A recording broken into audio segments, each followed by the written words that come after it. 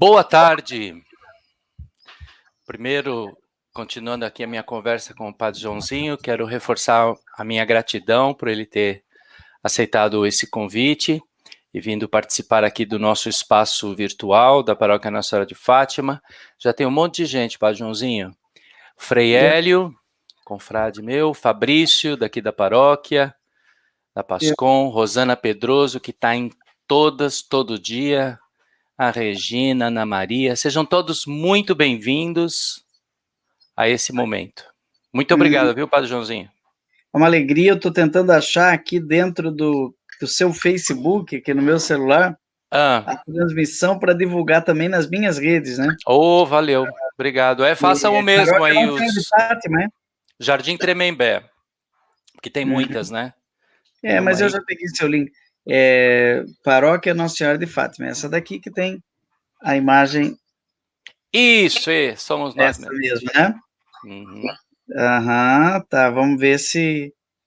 já estou vendo aqui. Papo de Sacristia, é isso? Somos nós. É isso aí. Papo de Sacristia. Opa, estou aqui ao vivo. Assistir no aplicativo. Vamos ver.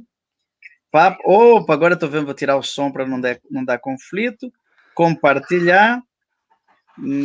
Compartilhar, copiar link. Muito bem. Papo de Sacristia. Gostou do nome? O senhor que é expert em comunicação, tá bom o nome? Tá, normalmente na sacristia silêncio, mas tudo bem. Tem razão. Agora deixa eu... E o nosso fundador dizia que era preciso sair da sacristia. Mas agora a gente tem que voltar para dentro, né? Tempo de quarentena, né? Acompanhe a live. Vou colocar aqui o link e compartilhar no meu Face. Pronto. Agora eu vou jogar também no Twitter, essa rede tóxica. Eu estou em todas as redes, mas o Twitter é terrível. Acompanhe uma conversa de... Não vou colocar de compadre, porque o pessoal não vai entender. Uma live muito legal. Acompanhe agora uma live muito legal. Estamos em tempo de live, né? É tanta live. Eu imagino quantas o senhor tem feito, porque... Ontem foram 5. Olha! Caramba. Que tem a minha, às 10 da noite, eu faço a bênção da noite. Ontem eu fui bisbilhotar lá no Instagram e eu vi o senhor dando boa noite para um monte de gente lá. Mas agora eu vou te mostrar aqui como é que eu faço aqui, ó, Papo de Sacristia, ó, joguei no seu no seu WhatsApp, aí eu vou colocar conversa, transmissão, por exemplo. Então, na minha lista de transmissão, ao longo desses anos, eu fui captando gente. Vamos ver se adianta alguma coisa aí na sua live. Legal. Mandei aqui para catequistas, mais catequistas, que eu reuni no Catequistas Brasil uns 250 nomes. Depois o povo de Guarapuava, lá no Paraná, tem mais uns 200 guarapuavanos. Depois a nossa pós-graduação para catequistas. Vamos mandar também para Maringá. Eu tenho mais uns 200 nomes de Maringá e o pessoal entra, né? Vamos mandar para Portugal. Tenho lá uns 100 nomes do povo dos Açores. Dos Açores. Sejam muito bem-vindos, os açorianos. Goiânia. Depois Iguatu. No Ceará. No Ceará. Estivemos aqui com o Zé Vicente esses dias, numa live. Opa! Foi bem legal. Eu quero falar depois do meu novo livro, viu? Ótimo. Porque meu novo livro tem tudo a ver com Nossa Senhora de Fátima. Verdade. Tudo a ver. Podemos fazer um lançamento virtual, porque o presencial não vai dar, né? Então, mandar para Ponta Grossa também, aquele povo maravilhoso lá, é tudo catequista lá, foi um encontro de catequista. E vou mandar no meu PAV, né? Os pastores virtuais do Mini Sermão. Daqui a pouco acho que a gente vai falar disso, né? E vou mandar também para Brasília. Brasília está no umbigo do furacão nesses dias, né? meio agitadinha. Vamos mandar ela para Brasília também. Ah, Natal. Natal, o pessoal achava que não existia o tal do coronavírus, agora. Depois a gente conversa também sobre por que ficar de quarentena, né? Por que ficar em casa? Vou colocar também para. Aqui é meio perigoso, vou mandar para padres. Eu tenho 2 listas de padres, né? E aí, o seu povo da paróquia já chegou para a gente começar a conversar? Já. Eu vou botar aqui uma oração, um Beleza. canto, para aquecer a nossa oração. Pode ser? Vamos começar. Muito bem. Convido você a juntos acompanharmos aqui o Padre Zezinho, fazermos desse momento o nosso momento de oração.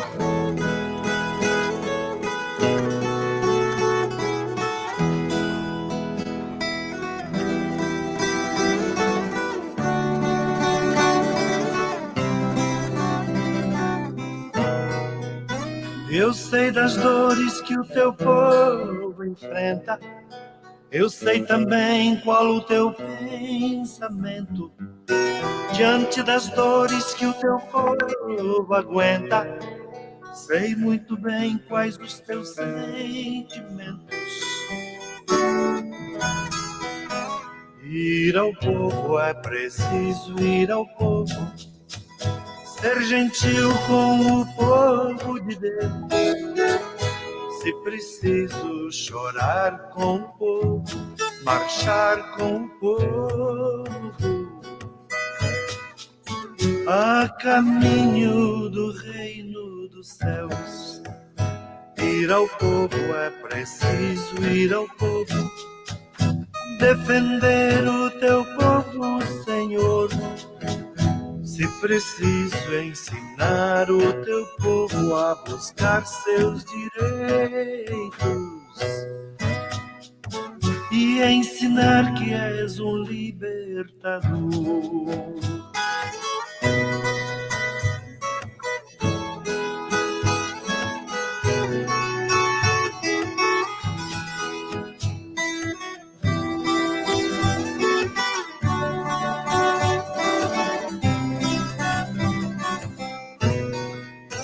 Eu sei das dores que o teu povo enfrenta e sei também qual o teu pensamento. Diante das dores que o teu povo aguenta, sei muito bem quais os teus sentimentos.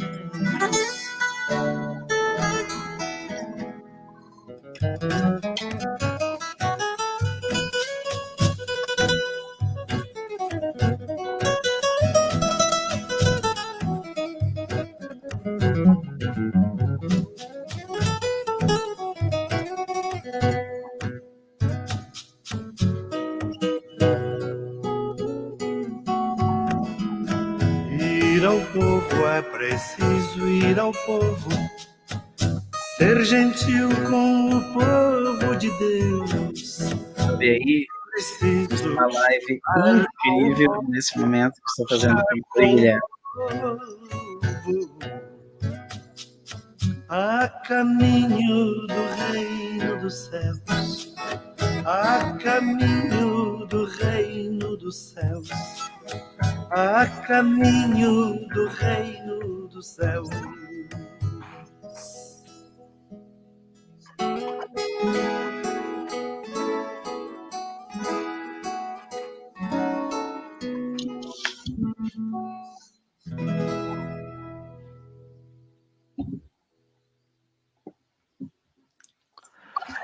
Muito bem, sejam bem-vindos, quem está chegando aí. Não vou cansar de agradecer ao Padre Joãozinho, é uma honra para mim tê-lo aqui.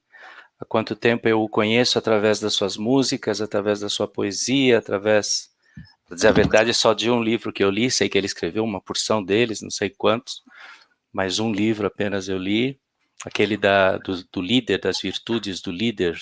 As 7 virtudes do líder amoroso. Isso, do líder amoroso, exatamente. Então eu o conhecia nessas formas, no mini-sermão, mas é só uma parte pequena, né, que eu conheço. E agora estou tendo a oportunidade de interagir com ele, com o meu povo da paróquia e com tanta gente aí que está chegando na sala. Mais uma vez, muito, muito obrigado, viu? É uma alegria, Frei Guilherme.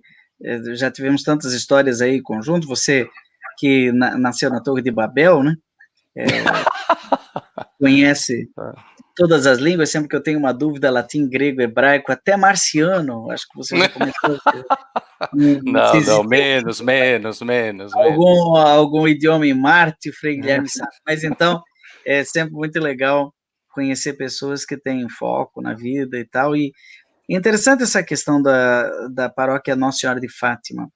Eu estava dizendo para você que eu estou terminando aqui de preparar um livro para o mês de maio, um livro que eu escrevi em janeiro. Eu dediquei o meu mês de janeiro, nas férias, a escrever um livro que estava há tempo no meu coração. O título vai ser A Verdadeira História da Virgem Maria. É um livro instigante.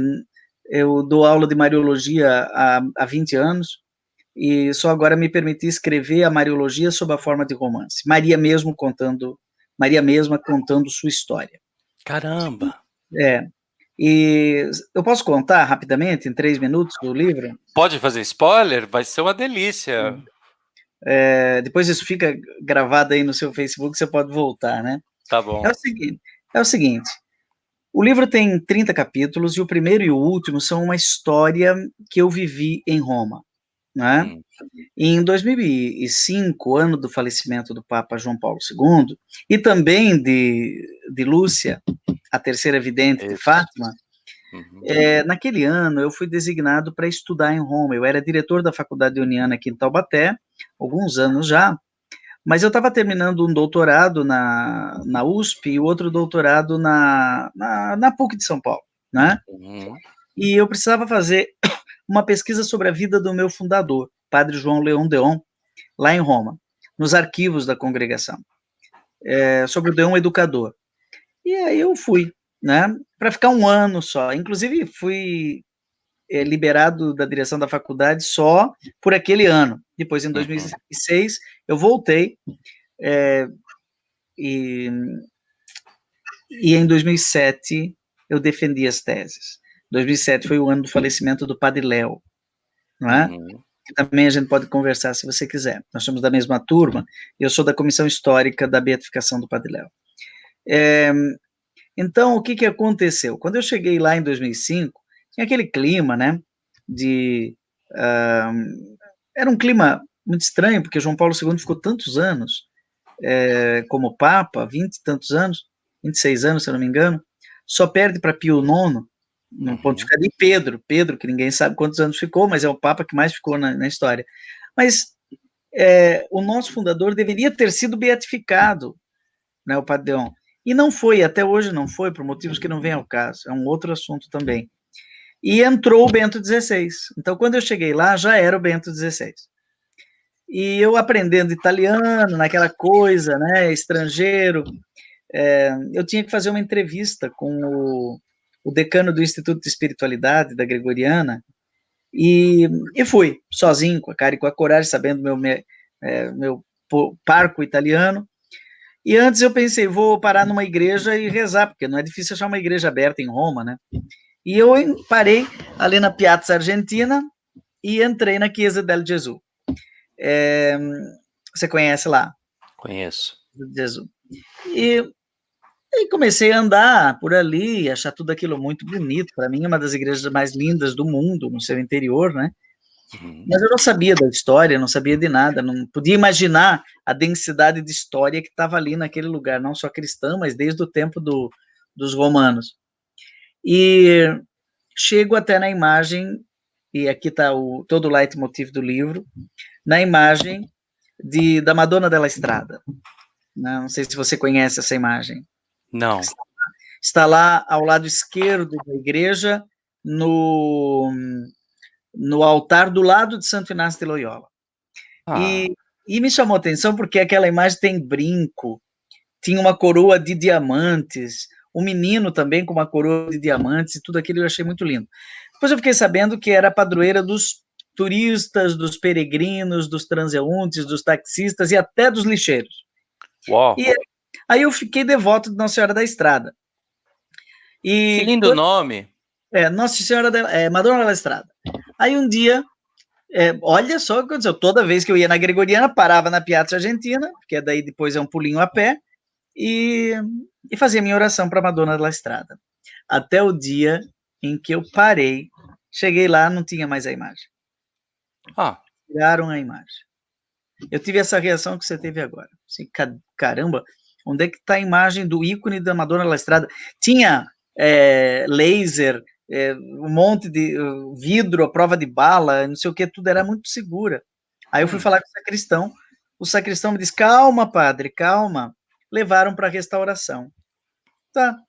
Passou o ano de 2005, acabou em 2006, eu voltei para o Brasil, né? E não tinha mais Madonna della Estrada. Aí, quando chegou em 2007, quando eu voltei lá para defender os meus doutorados, aí sim, eu cheguei lá para... já tinha voltado da restauração. E aí o meu baque foi tremendo. Agora, quem quiser saber por quê, vai ter que ler o livro. O livro vai ser publicado em maio agora. Está pronto, está aqui na minha frente, o original. Eu achei muito bacana, porque o Papa lançou agora, acabou de lançar uma carta para o mês de maio sobre Maria, né? Ele começa com a oração da Madonna, como é que é? Salus Populi Romani, né? Essa Nossa Senhora da pandemia, né? Então ele escreve, e o meu livro também vai muito nessa linha, e tem essa oração também no livro.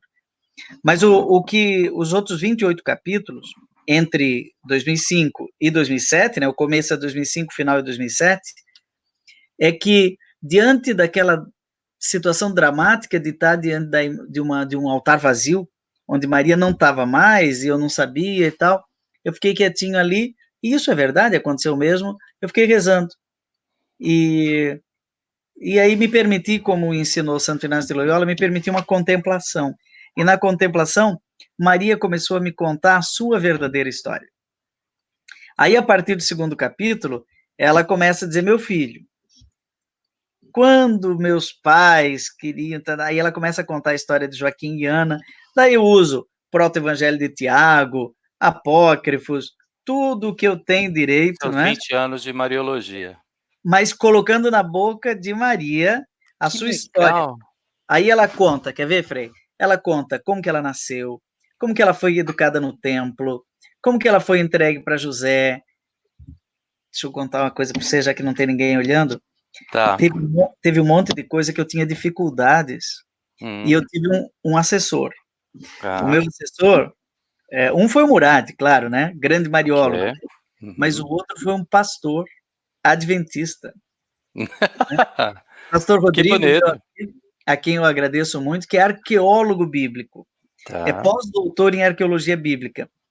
E todas essas coisas de conjugar cronologia, geografia, historiografia, depois nomes, enredos, histórias, né?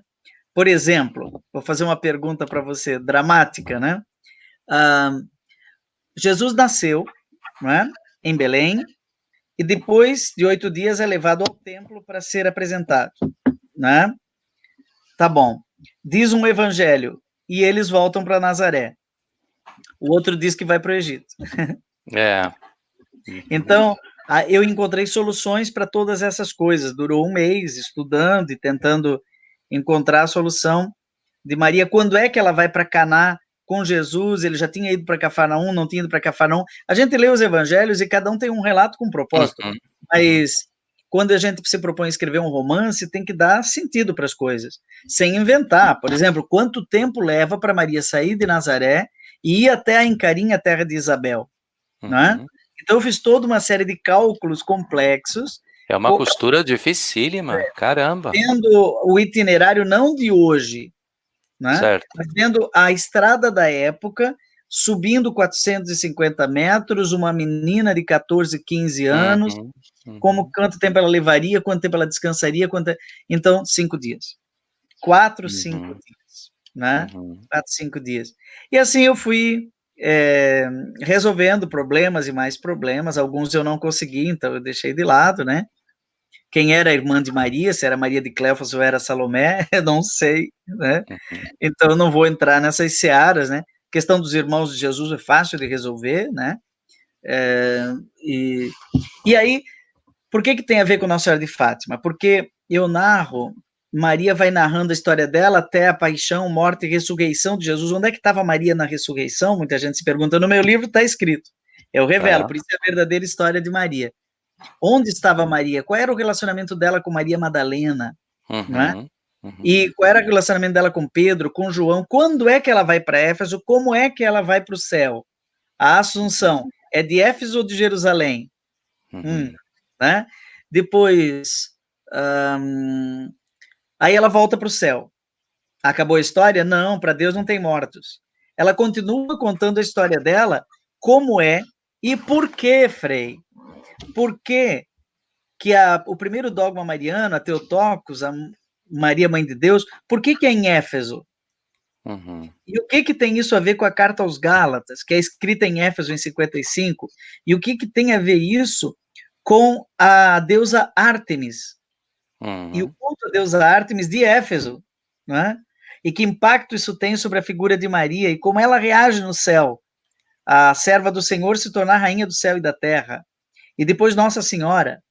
E aí vai progredindo, aí vem o surgimento da Ave Maria, do Rosário, da Salve Rainha, do Terço, São Luís Maria Grião de Montfort, a verdadeira devoção à Santíssima Virgem, os escravos de Maria, né, que hoje está tão em voga para a nossa juventude, entro nesse assunto também, e até que ela resolve, recebe a autorização do céu para interferir em experiências espirituais na Terra.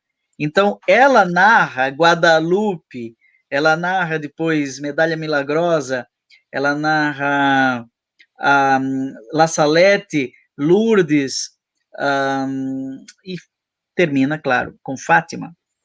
E aí, na história de Fátima, ela vai narrando o enredo todo misturado com a política da Primeira Guerra Mundial, com a questão do comunismo, o mundo em dois blocos, e ela... Que é o seu contexto mesmo, daquele evento. Tem toda uma verdade, aí cada uma das aparições, as 6, né? Depois a 7ª, que é para cada um deles, e a história de Francisco, de Jacinta, a história de Lúcia, e aí o terceiro segredo de Fátima, né? E que chega até João Paulo II, aí tem o atentado de João Paulo II, e aí a consagração do mundo a Nossa Senhora, e por fim, chegamos em 2005, a morte de João Paulo II, junto no mesmo ano que Lúcia.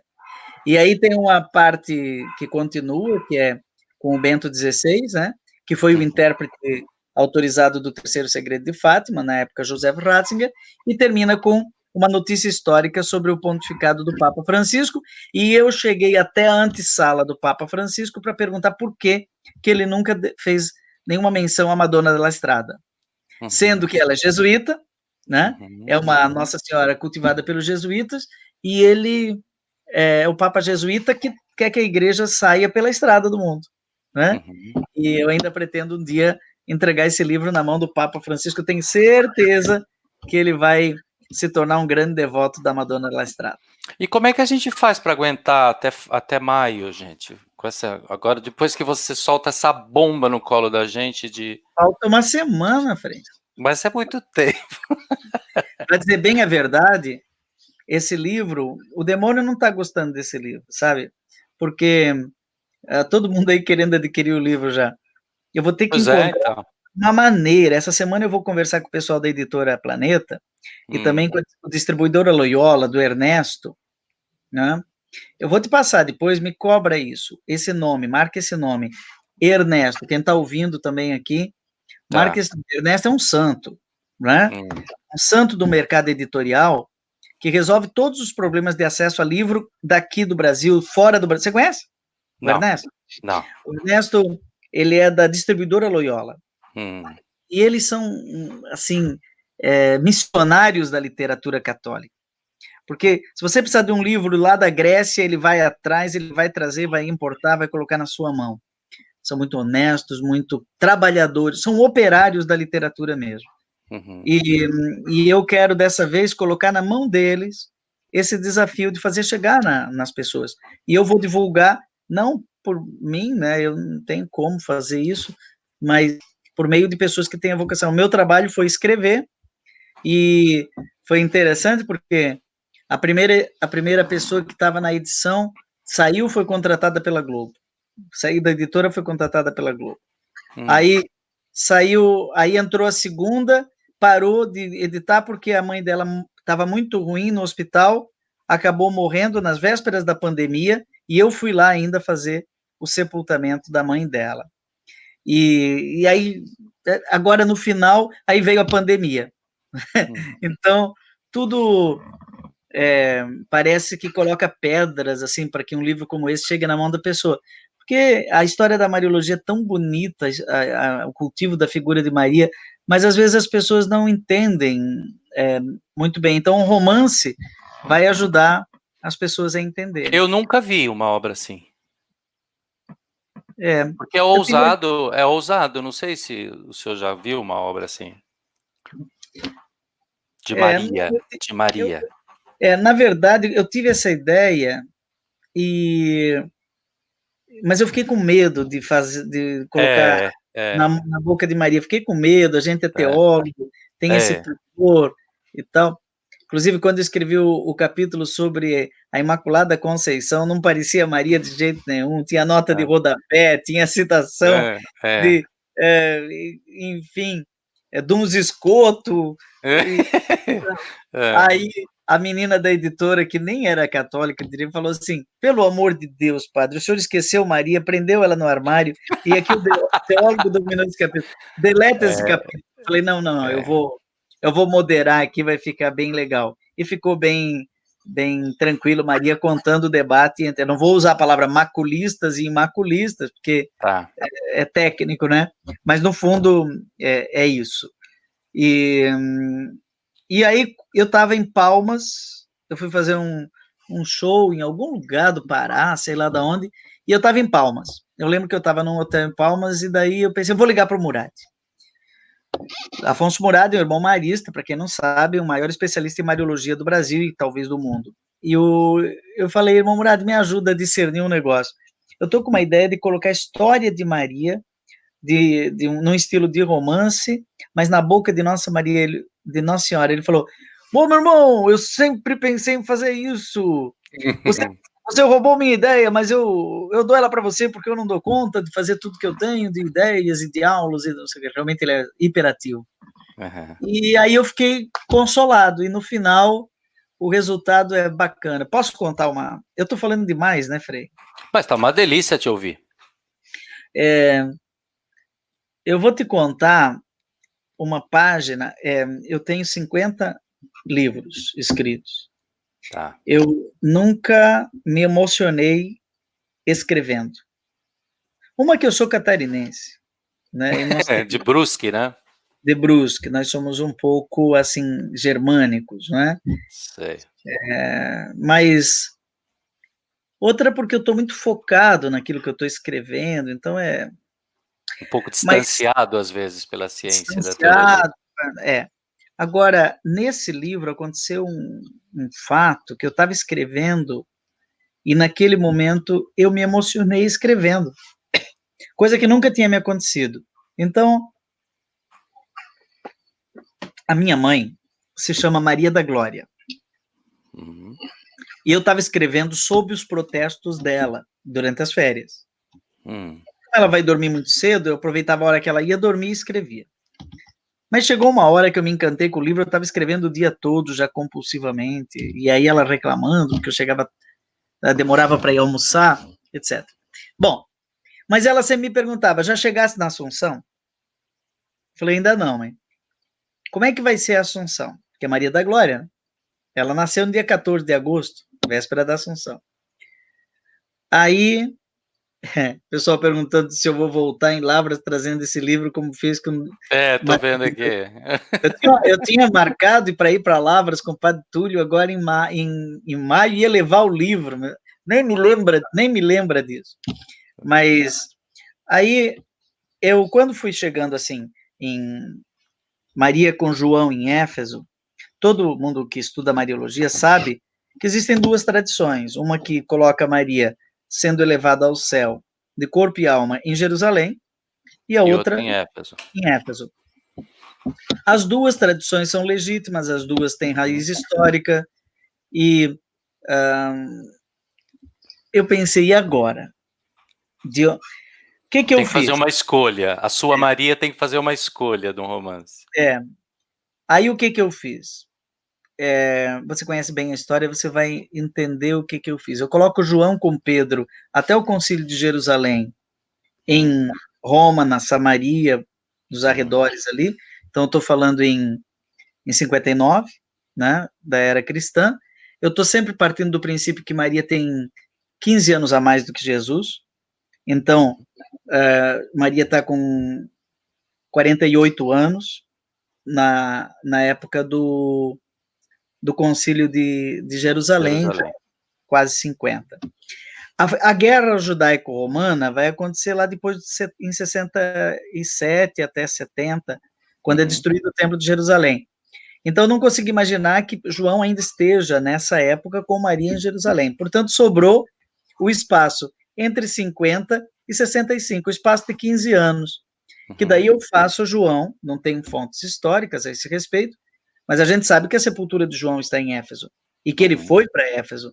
A história narra João como evangelizador de Éfeso, e eu coloco ele indo para Éfeso mais ou menos depois do Concílio de Jerusalém, junto com Maria. Agora, olha que interessante minha descoberta. Isso vai dar que ano? 53, 54, 55. Quem é que estava em Éfeso em 53, 54, 55? Paulo. E o que ele estava fazendo lá? Escrevendo aos Gálatas. E o texto mariológico mais importante é Gálatas 4:4. Perfeito. Que ele nasceu de uma mulher. Agora, em Éfeso, qual era o grande problema? Está lá em Atos 19. Era o culto a Ártemis, uma deusa mãe, né? Inclusive tem lá o problema de alguém que ficava vendendo o templozinho de Ártemis e queria ser cristão, mas queria continuar vendendo o templo de Ártemis, dava uma briga, né? E esse era o problema. Agora imagina o impacto sobre esse povo materno de uma idolatria materna de deusa mãe. E tem isso como cultura no seu dia a dia, inclusive. Exatamente, cultura. Ouvi Paulo dizer o seguinte: Jesus nasceu de uma mulher. Gálatas 4:4. Jesus nasceu de uma mulher. E aí eu comecei a entender melhor, Frei, que o consenso entre o Evangelho de Lucas e de Mateus aponta para a virgindade de Maria, que num contexto judaico era claríssimo. Se ele nasceu de uma virgem, ele é Deus, ele é o Messias e é Deus, né? Então a virgindade de Maria aponta para a divindade de Jesus. E a maternidade divina, a Theotokos, quer dizer, o segundo dogma mariano, aponta para a sua humanidade, porque se para um judeu era fácil entender que Jesus era humano, mas difícil entender que Jesus era Deus, para o mundo grego, gnóstico, era fácil entender que Jesus era Deus. Eles eram cheios de deuses, inclusive deuses humanos. Agora, entender que Jesus era humano, não. Ele era um fantasma, era uma coisa etérea, então era gnose. E contra essa gnose vem, então, o Concílio de Éfeso afirmar que ele nasceu de uma mulher, caramba. Então ele é humano, e aí vem, né? Bom, a história é longa também, o povo vai até fugir da nossa live aqui, a gente tá falando de teologia, mas é isso que está por trás da minha teoria, que Maria ficava contando para o povo, sim, eu sou a mãe dele, né? E aí imagina aqueles gregos de Éfeso perguntando para ela, mas como ele era e tal. E aí na casinha de Éfeso, eu imaginei, é um romance, então eu tenho minha parte de imaginação, né? De ficção.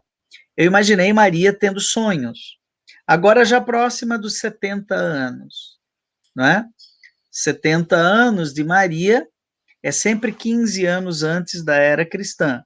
Portanto, você diminui 15. 70 anos de Maria dá 55, não é?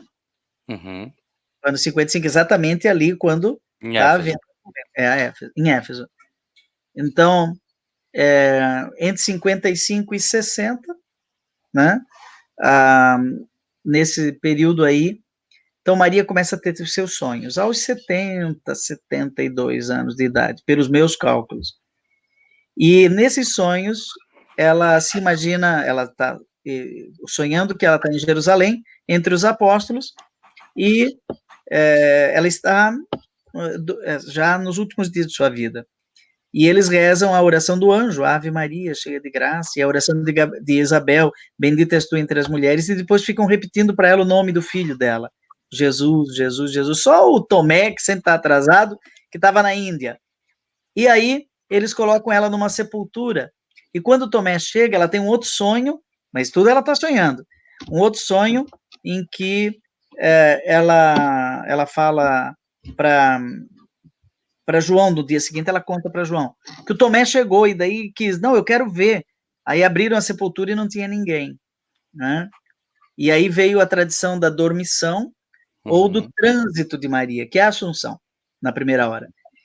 E aí ela continua sonhando isso sempre, no dia seguinte conta para o João, é um sonho recorrente. Até que um dia, aqui que veio, até que um dia ela está sonhando e de repente ela sente um beijo na mão.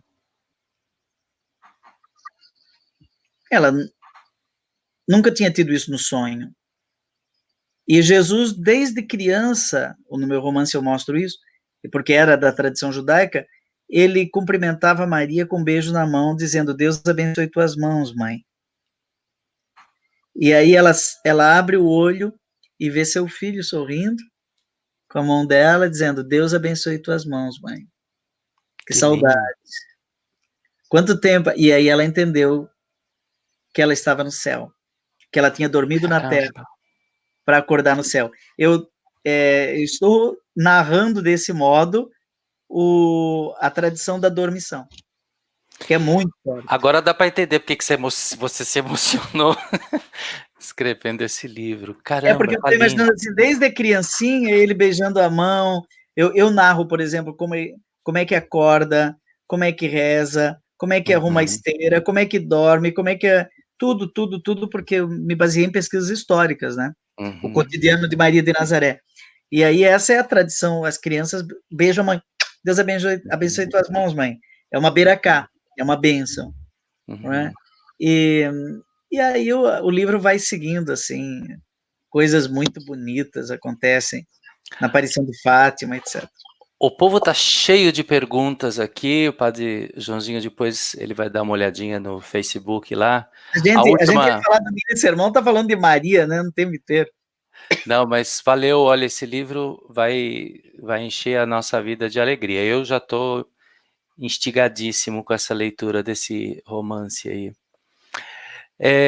Eu queria compartilhar com vocês, queridos, também, todos que estão aqui, muita gente, estamos batendo recorde, como eu logo imaginei, trazer uma pessoa tão especial como o Padre Joãozinho, não só pela fama, mas pelo que ele tem de conteúdo, porque fama sozinha não segura ninguém em pé, né? Então eu imaginava mesmo, e tem tanta gente aí. E eu queria ter a oportunidade de partilhar com vocês algo que eu admiro muito, que é esse trabalho que o Padre Joãozinho faz, do mini sermão. E admiro por duas razões. Primeiro, pelo conteúdo, que é sempre muito eficiente, porque é curto, porque é bonito, porque é poético, porque é gostoso de ler, porque é sintético e porque é extremamente... porque é um conteúdo muito bom, né? E ele junta essas coisas todas em pouquinhas frases e tem um resultado impressionante. E admiro também porque é perseverante. Eu não sei há quantos anos o senhor tem esse trabalho diário. Começou em 2013. Pronto, então, é bastante tempo já, 7 anos. A regularidade diária e no formato, 2013 foi o ano que eclodiu o WhatsApp. Tá. Né? Ele surgiu no Twitter. Ah. Né? Ele surgiu no Twitter. Por isso o tamanho, né? O Twitter tem essa... 140 caracteres. E ele surgiu escrito. Então, era só escrito. Então, durante todo o ano de 2013, eu fiz ele escrito, 140 caracteres só, né? E já foi um exercício legal de síntese, né? Colocar o evangelho, um sermão em 140 letras. Pois é, então. E aí, em 2013, começou a surgir o WhatsApp. E aí, quando eu joguei ele, copiei do Twitter e joguei ele pela primeira vez no WhatsApp, o pessoal pediu para ler, né? E eu li as 140 caracteres, mas ficava muito breve, dava 15 segundos. Uhum. E aí, teve um pessoal do sul de Minas que começou uma iniciativa chamada Divino... era uma coisa divino, Minuto Divino, alguma coisa assim. Uhum. E que eu acho que acabou não dando certo, mas eles tinham isso daí, eles pediram mensagens de 1 minuto para mim. E aí eu gravava não no WhatsApp, eu gravava no meu celular mesmo, no microfone do celular. E a coisa começou a dar certo e começou assim, a ir para cá e para lá no próprio WhatsApp. E aí eu comecei a pensar, poxa, então vou fazer direto no WhatsApp. E começou a criar isso, que eu acho a coisa mais interessante do Mini Sermão, começou a criar um ecossistema, né? Um verdadeiro ecossistema. Então, hoje, Frei, eu faço assim, eu tenho um grupo chamado de criação, né? Um grupo de criação. E ali só tem 3 ou 4 pessoas, então o segredo do Mini Sermão é que eu escrevo ainda os 140 caracteres, Uhum. eu mantenho a fidelidade e a origem dele, eu escrevo os 140 caracteres, e deixa eu ver se eu consigo dizer exatamente o que acontece. Eu tenho que estar numa determinada situação de contemplação. Primeiro eu leio o Evangelho. E para escrever aqueles 140 caracteres, eu não posso meditar, eu tenho que contemplar para destravar o processo intuitivo. Parece papo cabeça isso aqui, vocês desculpem, mas a gente tem assim um input que é da razão. Então, tem um buraco grande onde você joga conhecimento, estudo, teologia, Bíblia, não sei o que, tudo isso eu já fiz na teologia, nos meus estudos, na minha leitura. Mas isso não cria o novo, isso cria conclusão, mas não intuição. A intuição é uma pérola que sai por um buraquinho pequenininho do output, que está do lado de cá. E entre o input, que é do estudo, e do output, existe a caixa preta, black box, né? Que é o nosso inconsciente. E nessa caixa preta acontecem sinapses simultâneas e não sucessivas, porque a razão é a rainha dos medíocres, né? A inteligência não é linear e sucessiva. 1 mais 1 são 2, 2 mais 2 são 4. Isso Ela é complexa, né? aleatória. Aleatória. Então, tem 5, 6, 7 coisas que se relacionam sem que eu possa dominar esse processo. Uhum. E, de repente, dessa simultaneidade, nasce uma coisa nova, que pode ser uma música, pode ser uma pintura, pode ser um poema, pode ser um mini sermão. Então, eu estou nessa passividade da alma. Contemplação. São João da Cruz, toda a ciência É. transcendente, né? Quantas pessoas tu alcança? 10 milhões. Caçarola, é muita gente. Eu recebo, Frei. As pessoas mandam para mim porque já não sabem mais que sou eu. Tem essas coisas da rede. Deixa eu mostrar para vocês um exemplo. O mini sermão de amanhã, pode? Claro. Vou mostrar aqui. Já é uma versão, porque eu tenho visto várias versões, com vídeo, com música, numa língua e outra língua, com desenho, né? Então, Alemão, pessoal... inglês. Eu vou mostrar para vocês uma versão do mini sermão de amanhã. Deixa eu ver se eu consigo aqui de novo compartilhar a tela, para vocês verem aqui, ó. Isso mesmo. É esse aqui, né? Você tem um batalhão de gente que trabalha para chegar nisso. Quando sentir o coração arder, saiba que Jesus está muito perto de você. Naquele dia, os 2 discípulos de Emaús encontraram um estranho no caminho. E enquanto conversavam, o coração deles ardia, mas os olhos não viam. Os ouvidos ouviam, mas não escutavam. A inteligência não entendia, mas o coração já amava. Por isso eles disseram: fica conosco, Senhor. E durante a refeição, quando Jesus partiu o pão, eles o reconheceram e ele desapareceu à vista deles. E então eles começaram a discernir.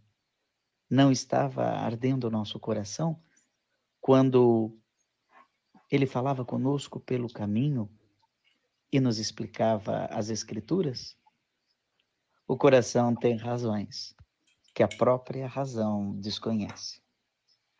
Blaise Pascal.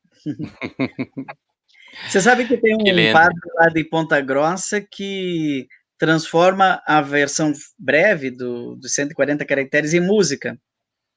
Eu já vi algumas versões, é bem legal. Ele faz acústico assim, né? Uma melodia Só bem no domingo. gostosa. Teve uma época que ele fazia todo dia, porque depois ele Aham, perdeu Padre Fábio chama. É aham. porque você falou uma coisa muito séria. O grande segredo é a regularidade. Todo dia, É, desde 2013, que não falha um pois dia. é, isso é admirável. Não falha. É, E hoje em dia tem uma rede, né, como eu disse, um ecossistema, e eu tenho o grupo do PAV, que são os uhum, pastores virtuais, os 2 grupos de pastores virtuais, que eles recebem hoje e o de amanhã.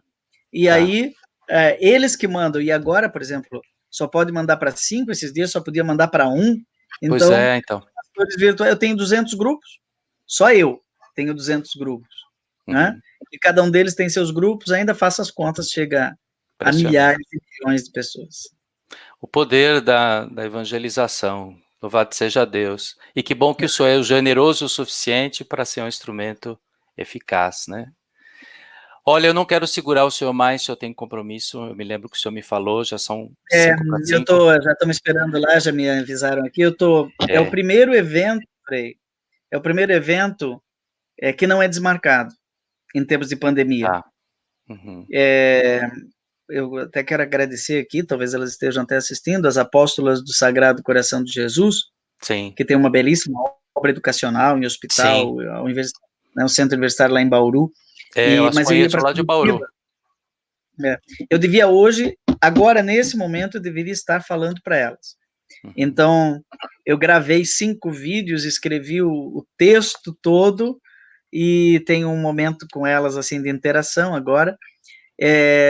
Mas uma coisa que eu estava pensando nessa linha é que eu vou rezar um pouquinho ainda sobre isso daí, mas nós podíamos pensar uma alguma coisa. Hoje eu estava tendo essa ideia assim, uma uma live que não seja só uma live, que seja um momento formativo do tipo, como tem esse papo de sacristia, né?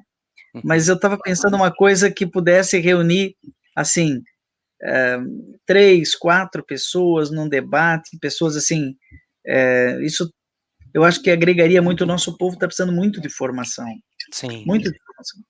Hoje eu vi que viralizou na internet o videozinho de dois adolescentes dizendo: padres, nos devolvam a missa.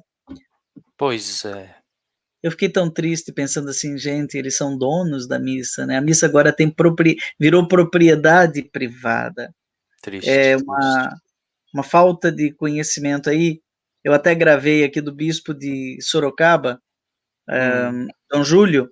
Ele Uhum. escreveu sobre os 250 anos que o Japão ficou sem padre, sem missa Uhum. e sem batismo, sem confissão, e se manteve fiel, né? Eu estive Se lá manteve agora em janeiro, foi belíssimo descobrir essa história do cristianismo escondido e fugitivo no Japão. Foi lindo descobrir essa história. 10 gerações. Pois é. Ó, que eu nunca vi um padre, minha É. mãe nunca viu um padre, a mãe da minha mãe nunca viu um padre, a minha bisavó, a minha tataravó, só a minha decavó é que viu um padre. E eles foram fiéis na perseguição por 10 gerações. Escondidos. Deixa eu contar uma coisa, eu Escondidos. sei que você está atrasado, mas você vai gostar dessa informação, inclusive pela questão da Mariologia.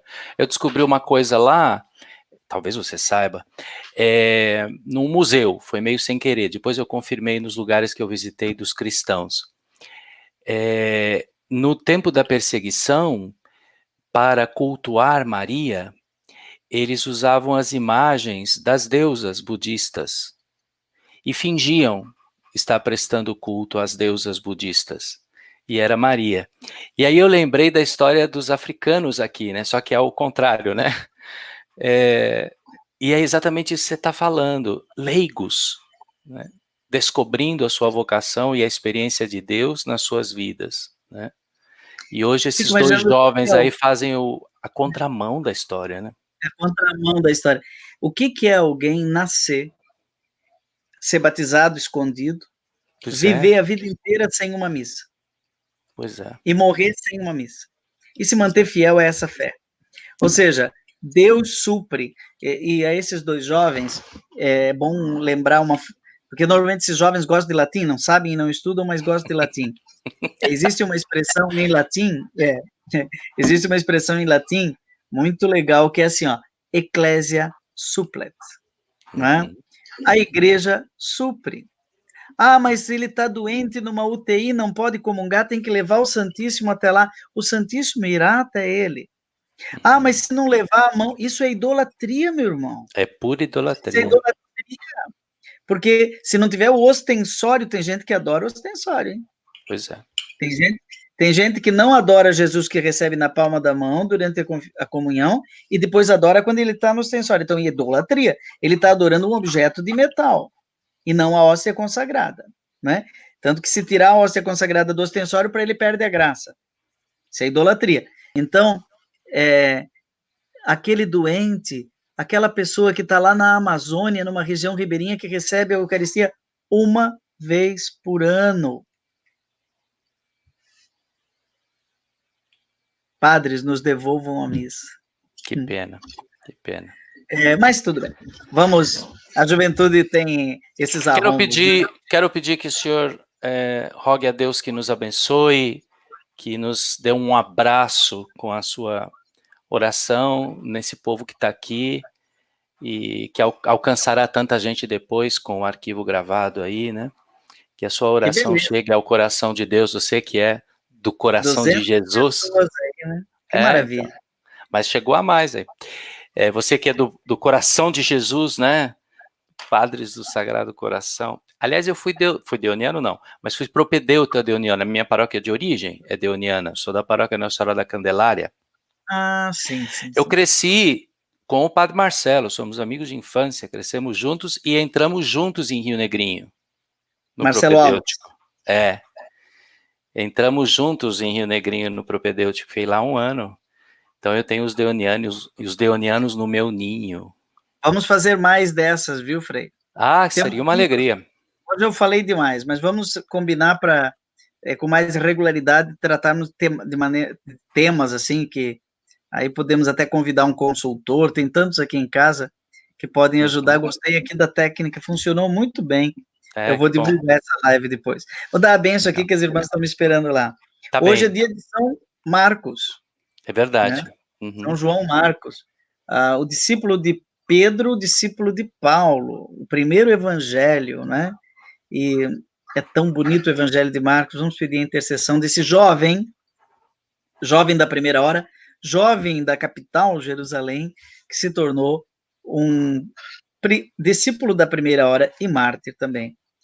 O Senhor nos abençoe e nos guarde por intercessão de São Marcos, aquele que caminhou na estrada de Jesus e nos ensina com o centurião romano dizer, verdadeiramente, este homem é o Filho de Deus. Abençoe o Deus Todo-Poderoso, Pai, Filho e Espírito Santo. Amém. Amém. Obrigado, Guilherme. Eu que agradeço imensamente. Tenha um lindo fim de semana. Passe bem por esse tempo. Que Deus o abençoe e fortaleça no seu ministério. Amém. Fique com Deus. E peço a todos que nos acompanhem aí nas nossas lives, nesses momentos tão importantes. Amanhã estaremos com o Padre Zezinho, aqui presente na nossa live. Participe também às 16 horas, Padre Zezinho estará aqui conosco. Tenham todos um excelente final de semana, que Deus os abençoe sempre, os proteja e sigamos firmes, com confiança. O Senhor está conosco, Ele não nos abandona não, de jeito nenhum. Fiquem com Deus.